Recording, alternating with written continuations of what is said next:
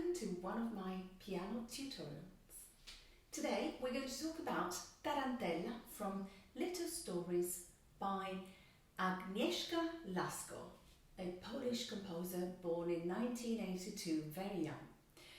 Well done to Agnieszka for this lovely piece that recalls a tarantella, which is a traditional dance from Naples. On the book you can read that it is from Taranto, but in fact there are two tarantelle in fact in Italy, one in Puglia where Taranto is, and the tarantella from Naples, that is from Naples, and the rhythm is different, it's completely different. This one is from Naples. So this piece has a repeat that is not compulsory in the exam, otherwise it would have been written here in bold, so you don't need to play in the exam. But if you want to perform it at a concert, you're very welcome to play the repeat, and it includes the first two lines, but the second time the two lines must be played piano as opposed to the forte dynamic of the start. The speed is allegro con moto, and if you want to check the exact meaning of con moto, go and find it on TikTok, Instagram, and probably a YouTube short linked below. Con moto means that there must be a movement, and allegro means happy, so fast, because when we are happy, we move fast. So the tarantella is a dance, so people are jumping as a bumpy dance. So if we play it too slowly, for example,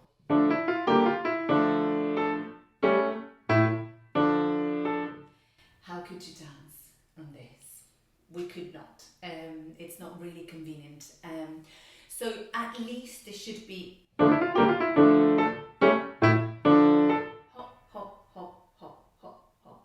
if you can. Saying that, I must highlight the importance of even quavers. They have to be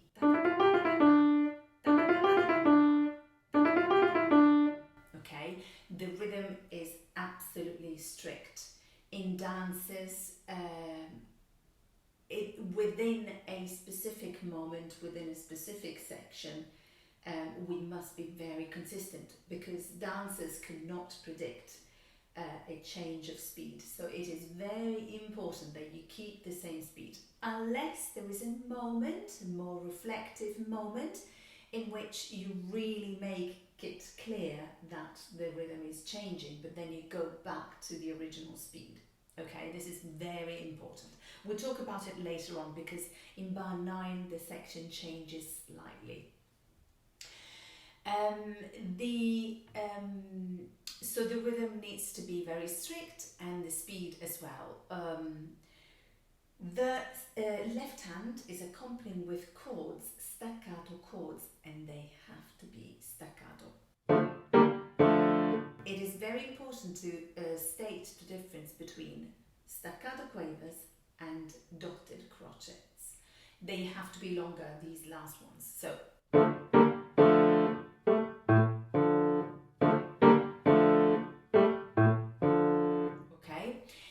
the slurs of the right hand is also important.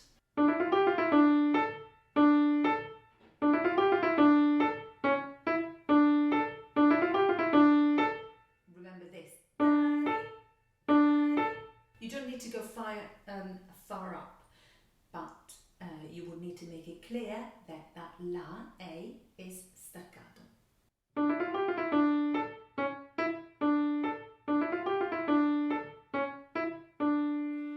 Now the fingering, they say here to shift the hand. This is because the thumb is a thick and heavy finger, so it is important not to use it when we need a note, a sound to be light or lighter or lightish. In this case, if you can control, I wouldn't use 2 on C sharp, Do sharp. I wouldn't use that. I would avoid to move as much as possible. So I would use 1, 2, 1, 5. But you need to make sure that you don't play this, because this is not musical. And it's also think of a bumpy dance, and then you will see that you cannot play too heavy. So listen.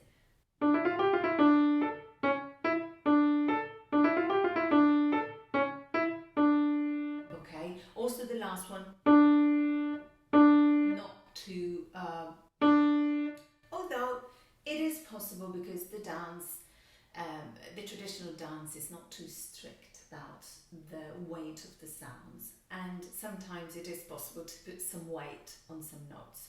So in the end, the final effect would be to have the right hand with nice legature, so slurs, and staccato when it's indicated, and the left hand as well. So staccato, longer, staccato, longer. Okay, so the whole thing would be like this.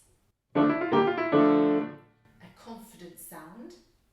It is a minor tone, D minor, and D minor is dramatic, but this is in the piano literature. Actually, no, the music literature, because orchestral pieces can be also very dramatic when in D minor. However, here, with traditional dances, this minor tone is as dramatic as it is in the music literature, but also poignant, very characterful. Okay, so strong.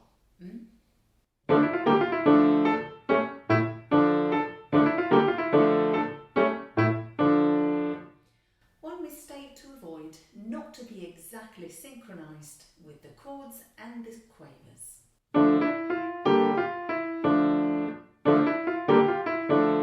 To practice this, you can do left staccato and right legato very slowly.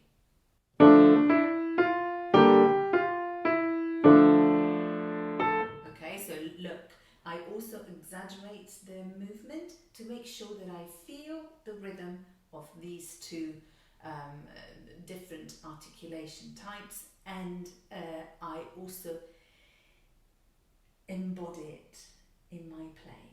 This is very important, okay? What you feel, you do with your fingers. Don't underestimate this.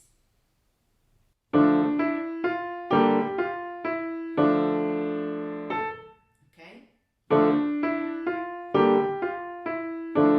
Make sure that this is not too short though. This is not really convenient, because we need to feel the chord, we need to hear the notes of the chords very well. So if you do it too short, it's too short. Appoggiato. So you're a little bit like leaned a bit.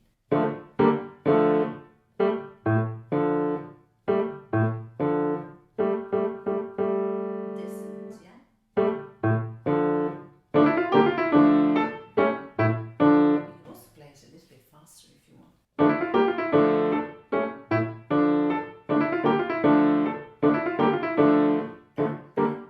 This needs to be also audible when you play.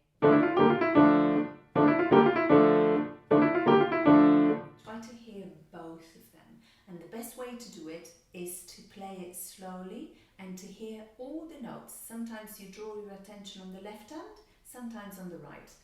Da, di, da, 1, 4, 1, okay? So da, di, da, and then 5, 1. Okay.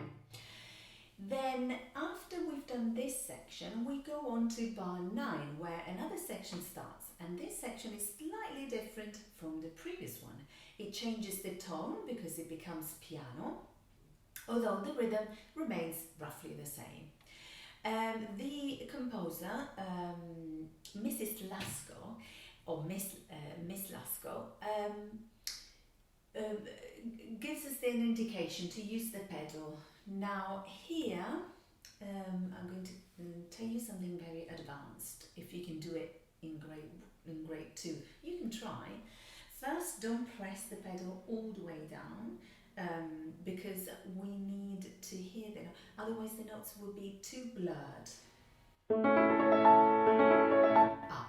First of all, it is important to release it on the last note, because the last note needs to be staccato again. Okay, this is the effect. But we need to still be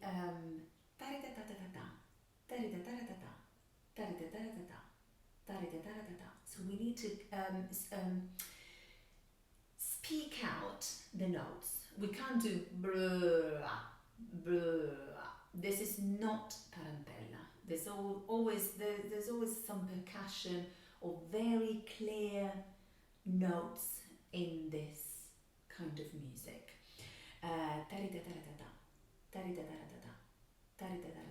You see how clear I speak them out? In the same way we need to play them. So if you use too much pedal, this cannot be, for obvious reasons. So try to use half of it, or a tiny bit, a quarter. This might be very difficult to coordinate in the first place, but if you never try, you never do it. So try to press just a little bit of it and then play. Okay, just do that. I promise you that when you will be driving a car, your driving teacher will say like, oh wow, you can control your arms and legs very well, and you can tell him, I'm a pianist.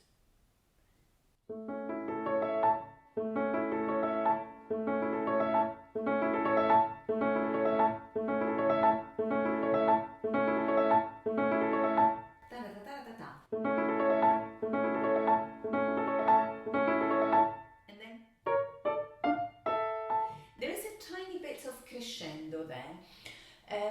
I wouldn't draw too much attention on it, because with the pedal it is actually happening anyway, so you don't need to do too much, otherwise it would be too heavy.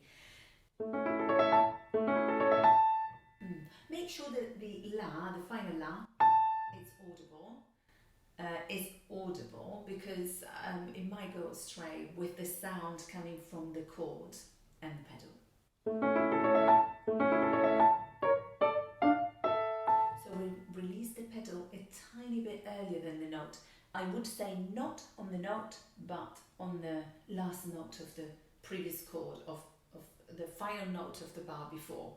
So release, okay? Right? Okay?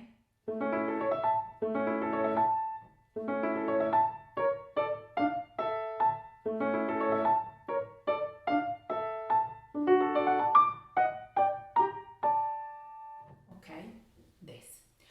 As for the fingering here, you might have noticed that I didn't do the written fingering. They say, okay, this is possible. It depends on the speed that you play this piece at. At the speed that I play this piece, it is not convenient, because I go up and then I need to go down again, and this creates this kind of unsettled note feeling. Listen. I can control less, and also this becomes rushed. I can control less the thumb, so you hear that E, me, very da-da-dee, da-da-dee. So I do not recommend this, and if you can, use the usual fingering of the arpeggio. 1, 2, 3, 5. Okay? If you can. same for the next arpeggio. Okay.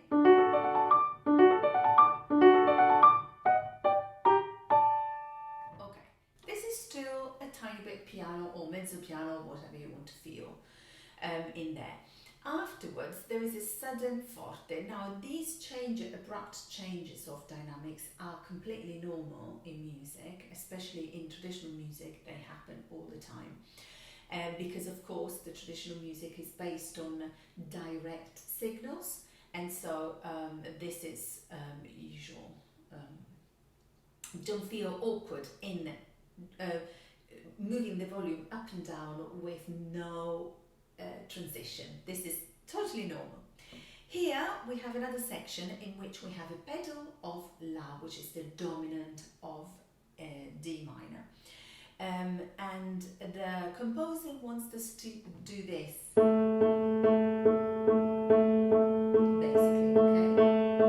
This is also very common in music, traditional music as well, and we can use the pedal. However, we can't keep the pedal down all the way through these bars because we have several notes on the right hand. So we can't really play. You can see that this is not possible. It blurs too many things all together. So we can definitely just do, just change the pedal every bar or something. Let me see what I do. What I do every bar, absolutely. Try not to use it all the way down, because otherwise when you take it off it's too much of a difference. You can't do this, for example.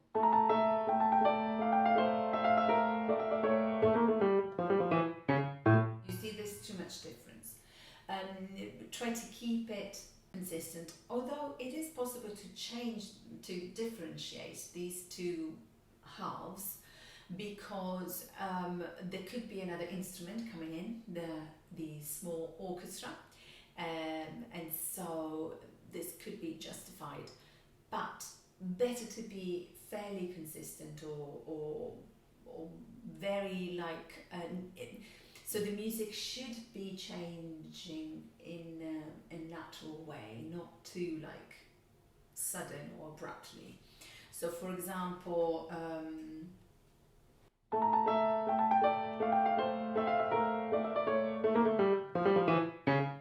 okay, and the crescendo here, it's very important because the final section is fortissimo, so very loud, and we introduce this by doing a very nice crescendo.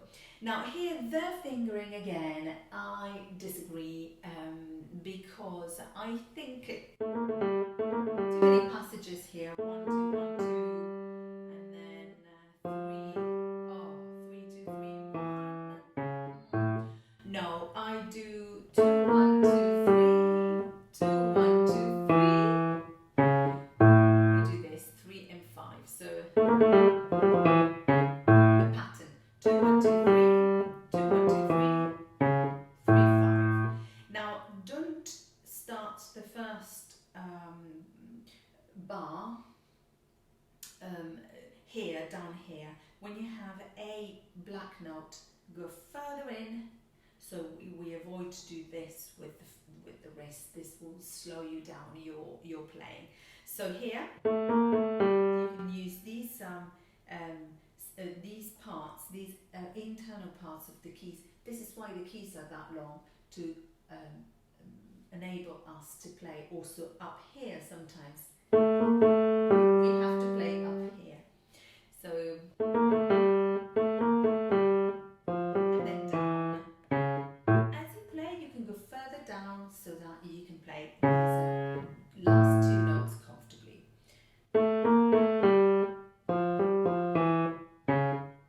Now, why can we shift here?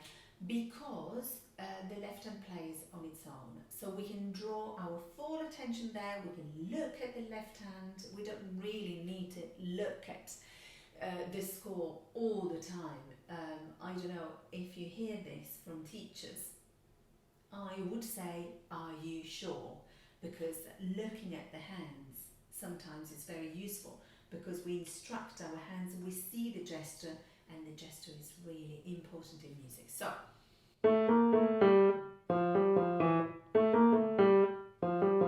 I go down with my arm, and as I do it, I play with my fingers.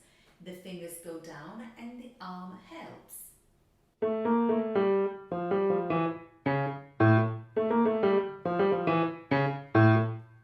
Crescendo.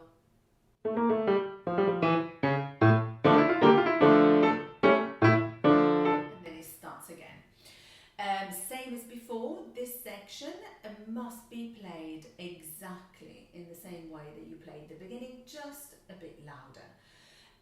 So more dramatic, I would say. Imagine that there are more instruments joining the orchestra, and so it becomes more intense, or more people are dancing suddenly. Same as before, staccato, legato.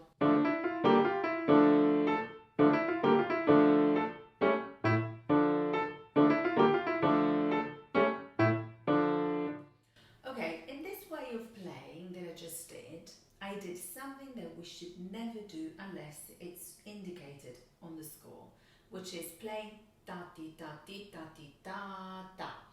So pushing down, basically. I always say to my students that when we play, we always skim. Do you know when we throw a stone and then and then we want it to bump along a surface of water? Surface, this is the same principle. Dun dun dun dun dun dun dun. We should go ahead. Dun dun dun dun dun. Not this. Dun dun dun dun.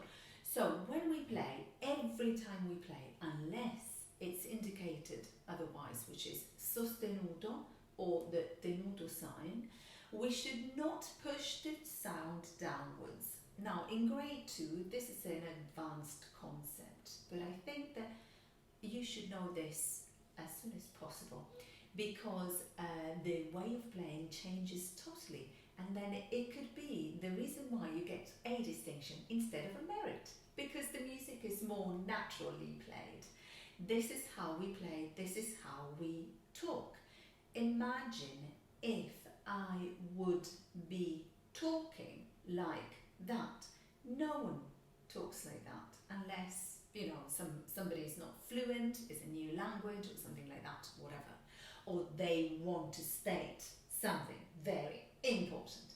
This is the way. Otherwise, we flow, we skim when we talk and when we play. Because playing should be as natural as talking. So,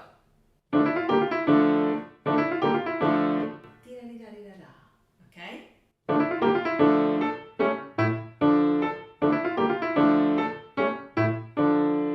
If you do this, there is a minimum speed that is set because there's no way we can skim if we play too slowly. So, we finally find the right speed by skimming because the music just flows naturally, and it is possible to understand it and make it understandable as a result of that.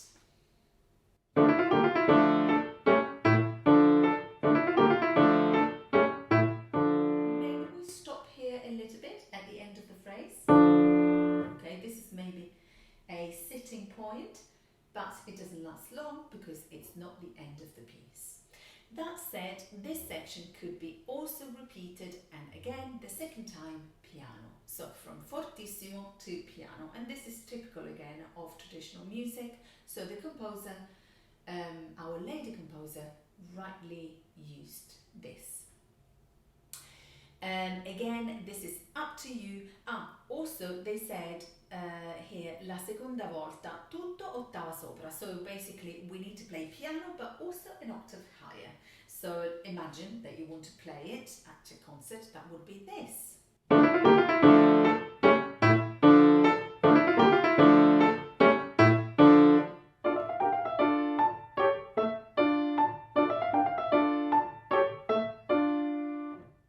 Okay, so an octave higher. Same same in the first section, exactly.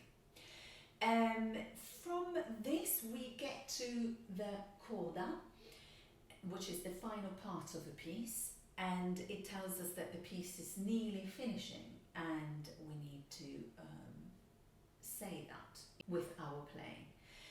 The coda is structured opposite the beginning, so the melody is in the left hand and the right hand plays the accompaniment. So in this case you need to swap over everything. So legato with the left, even, long, okay, and staccato, short but not too much, more piano, a bit quieter, because of course it's the accompaniment, so we need to draw our attention and the listener's attention onto the melody.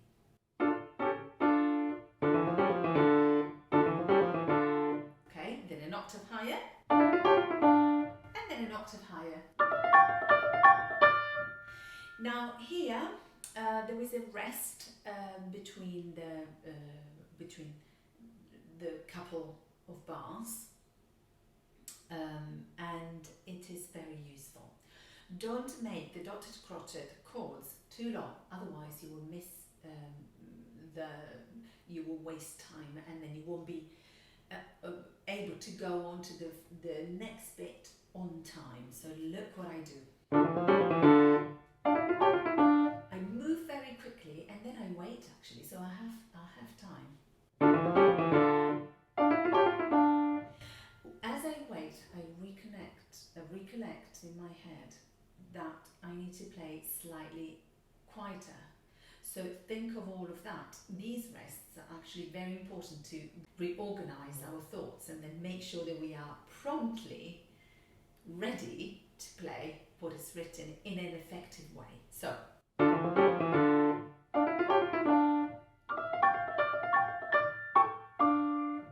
mezzo piano is less piano than piano, so it's less quiet. Mezzo forte, mezzo forte, mezzo piano, piano. Okay, so it gets quieter. It's a written decrescendo basically. We do it in blocks, and this is also typical of traditional music and Baroque music, for instance, or classical music like Mozart or Beethoven. They do it in blocks, so don't feel awkward to do so.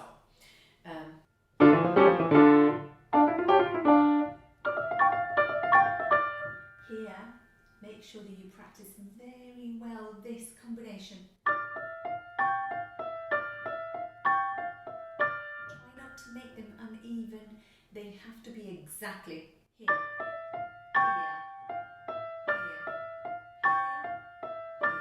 Make sure that also the chords, the three notes of the chords are played all together, not this. Okay, so duck, duck. Okay? Quickly move. And then staccato still.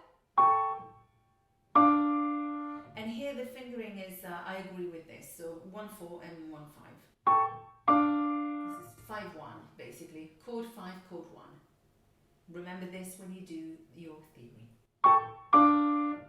Okay, so the final part is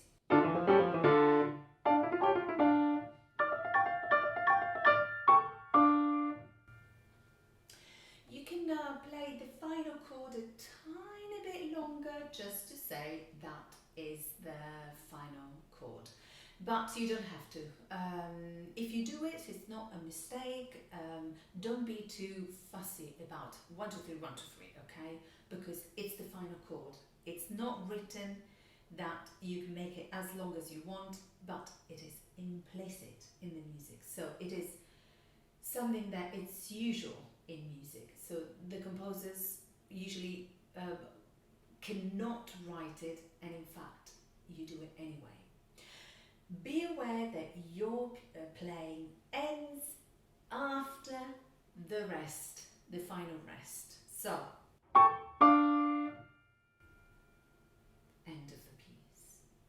Don't do, because it isn't. There is that 1, 2, 3, 1, 2, 3 of rest. 3 seconds before you move after that, and then it's the end of your performance. Okay? Samely, at the beginning, don't just do this. Okay, wait a second, prepare. Think of the music. Think of what you're going to hear, the melody.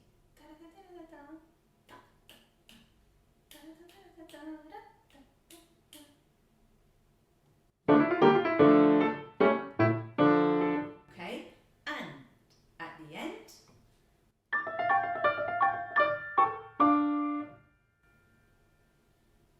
and move. I forgot to say something about the fingering in bar 17. This basically. Again, I changed the fingering. 3, 4, 3 is the hardest thing ever, especially for a beginner. So why don't we use 2, 3, 2, 1, and then 2, 3, 2, 1, 2, 3, 2, 1, 2, 3, 2, 1, 2, 3, 2, 1. Why not? Remember to go further in when you have the black notes. That's it. So,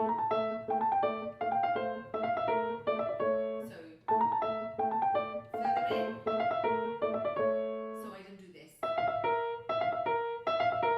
Okay, but I'll do it slowly.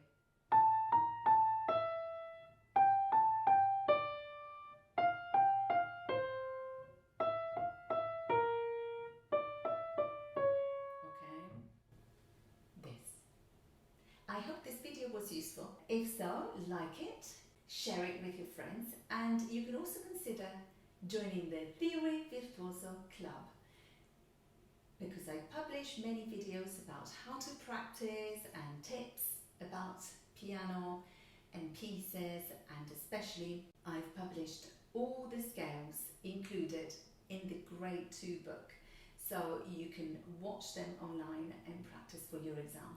Prepare a surprise for your teacher.